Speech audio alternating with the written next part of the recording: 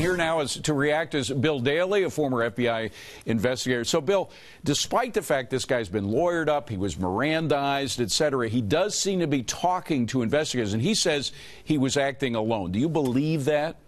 Well, right now it appears as though no one was connected directly with him at the scene. I would suggest to you, David, is that if he's living in a small apartment, he's bringing in, screws, he's bringing in pieces of pipe, he's bringing in other materials, Christmas tree lights, which apparently were used as attempted detonation of this device. Other people may have at least known of his behavior. Well, that's specifically not complicit, then certainly knowingly. That is specifically why the FBI, your former colleagues at the FBI, were taking some of his relatives, some of them in school, according to his lawyer, one as young as 6 years old, out of school and talking to them without a lawyer present or anything. Do you think that was fair, if it was done as the lawyer described? Well, I think in a case like this, you have to fully grasp what's happening in the situation. Who else might be involved? Are there other people out there mobile at the time who may be looking to commit similar types of acts? So I think it's in the public safety's best interest, no matter how old they are or where they are, to quickly find anyone he may have touched and to find out whether or not they're aware of any other plans or other people who he might be involved with. But the problem is, since he has been lawyered up and since he was Mirandized, I'm wondering if they're going to apply standards to investigating this case that maybe you shouldn't in a terrorist case. Maybe this is, the way they're investigating, the way they're lawyering this guy up is the way you deal with a criminal, a bank robber or something, not necessarily a terrorist who might have a conspiracy at hand.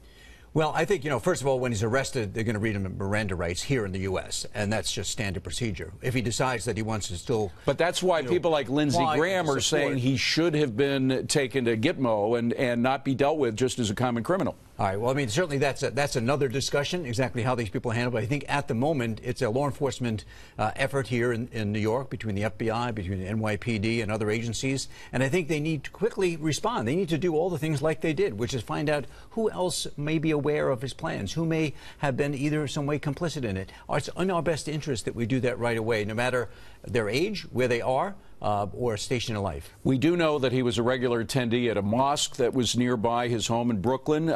We know who was at that mosque, who the imam was there. How does the FBI, it's a very tender situation now with all of the laws in place because of the fact he's not in Gitmo and is going to be tried here. How does the FBI investigate a religious institution like a mosque and a religious person like an imam? Yeah, well, first of all, I say, David, is that the FBI has done a great job at reaching out to the Muslim community and actually getting people who are either, conducting services, who are involved in the religious side of their faith, to be helpful to the FBI. So I think overall we've done a very good job as a nation to kind of do that in a very respectful way, whether it's, here in New York or out in California or all places in between. So I think we've done a good job of that. That's really the only way you can technically do that.